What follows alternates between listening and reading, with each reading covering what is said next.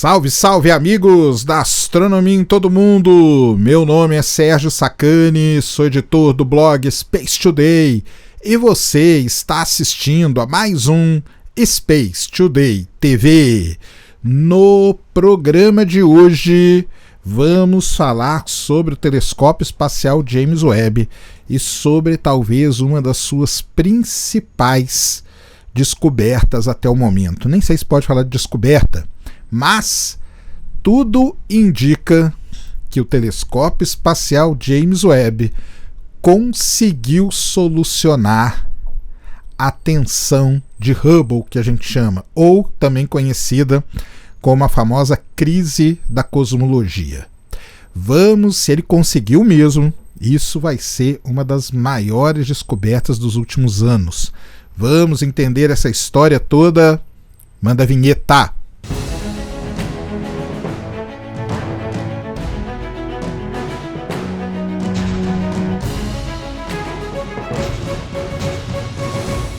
Muito bem, pessoal, vídeo novo aqui no canal. Antes do vídeo começar, você já desce aí, já deixa o seu like, já se inscreve no canal para você não esquecer durante o vídeo e para ajudar a causa da divulgação científica no Brasil. É o seguinte, aquele recado mais importante de todos eles é que sábado, né, 8 horas da noite, Teatro Gazeta, Avenida Paulista 900, estaremos lá com a apresentação. Será que estamos sozinhos neste universo?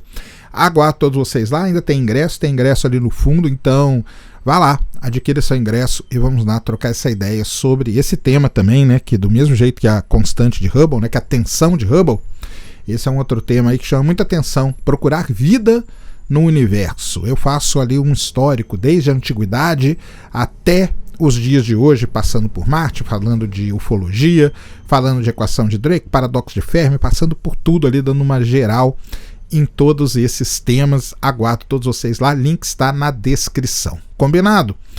Vamos para o vídeo de hoje, passar aqui nossos 10, 15 minutinhos, batendo um papo sobre algo importante, interessante e relevante que acontece no nosso universo. Muito bem. Para quem está chegando agora aqui no canal, existe hoje, dentro da cosmologia, podemos dizer assim de forma simplificada, é a área da astronomia que estuda o início, como o universo se formou, como o universo evolui e qual é o destino do universo. Será que ele vai acabar? Será que ele não vai? Isso faz parte desta área chamada cosmologia. Os cosmólogos estudam isso aí, se debruçam para tentar entender o nosso universo, né, nas grandes escalas que a gente diz e deste ponto de vista. Muito bem. Uma das coisas mais importantes que tem dentro da cosmologia é a expansão do universo. A gente hoje sabe que o universo está em expansão, e não só está em expansão, mas também está em expansão de forma acelerada. É isso que a gente entende pela expansão do universo. O problema é o seguinte: existe uma taxa com a qual o universo se expande. E essa taxa, ela é muito importante para que a gente possa entender várias coisas, né? Para entender basicamente como funciona o nosso universo. E é aí que está o que a gente chama ou de tensão de Hubble ou de crise da cosmologia. Por que tem esse nome de tensão de Hubble? Muito bem. Tensão de Hubble é pelo seguinte: lá em 1929, né, quando o Hubble começou a fazer medidas ali, ele que descobriu a expansão do universo e tal, não sei o quê, e ele calculou o que o pessoal comumente chamou de constante de Hubble. O problema é que pode ser que ela não seja uma constante, né? Talvez o termo melhor para falar sobre isso seja o parâmetro de Hubble. O parâmetro de Hubble, ele é o que mede, então, com que velocidade, qual é a taxa com que o universo se expande. É assim que pode ser definido. O único problema na constante de Hubble, que aliás é um problemão, né, o parâmetro de Hubble, é que ele depende do cálculo de distâncias. E distância no universo não é algo muito fácil da gente calcular. Existem métodos para calcular, por exemplo, paralaxe, né, o método da paralaxe, que é um método que você usa até determinadas estrelas, até uma determinada distância, onde o ângulo ali ainda você consegue medir com precisão. Depois você usa alguns marcos específicos, né, que a gente chama. Então pode ser supernova, pode ser estrelas do tipo variáveis cefeidas. Você tem que encontrar determinados objetos que você consegue precisamente medir o brilho dele, porque boa parte dessas medidas de distância está relacionada com o brilho. Depois tem um outro método também que foi desenvolvido, que é com base na CMB, que é a radiação cósmica de fundo. Com isso a gente também tem uma medida. E aí é que nasce toda a tensão de Hubble que a gente chama. Por quê? Porque se eu meço hoje usando supernovas que estão mais próximas de nós e meço usando a radiação cósmica de fundo, que é algo que está muito distante de nós, o resultado era para dar basicamente o mesmo, mas não dá. O resultado dá uma diferença muito grande. Então, por exemplo, usando a CMB, a radiação cósmica de fundo, a taxa de expansão do universo é de 67,4 quilômetros por segundo por megaparsec. O que quer dizer essa medida? Quer dizer que a cada megaparsec que você avança no universo, o universo se expande a uma velocidade de 67,4 km por segundo, de acordo com a CMB. Outro método, como eu falei para vocês, que é na região mais próxima do universo, que é usando supernovas e tudo mais, quando você faz as medidas, esse valor dá 74 km por segundo por megaparsec.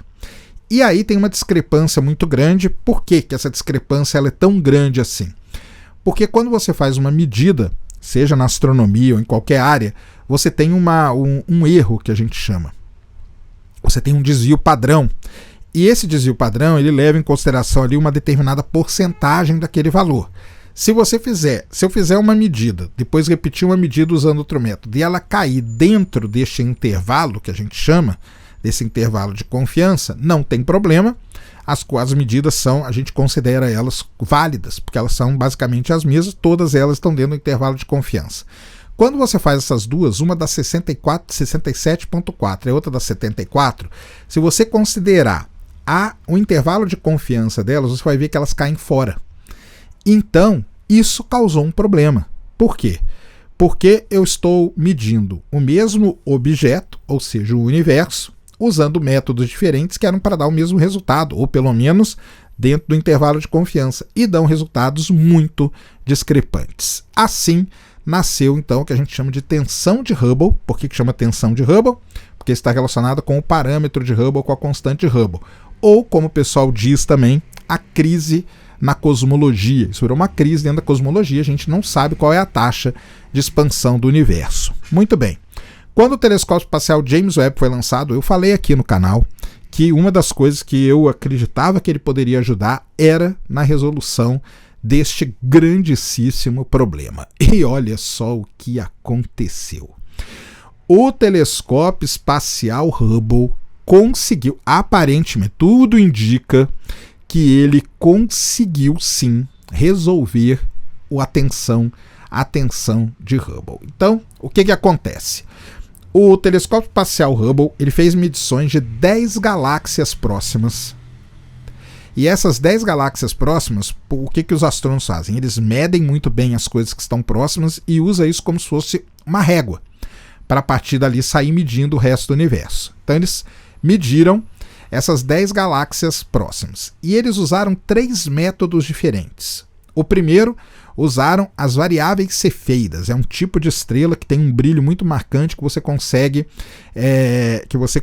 medir com precisão aquele brilho e assim estabelecer a distância. O segundo método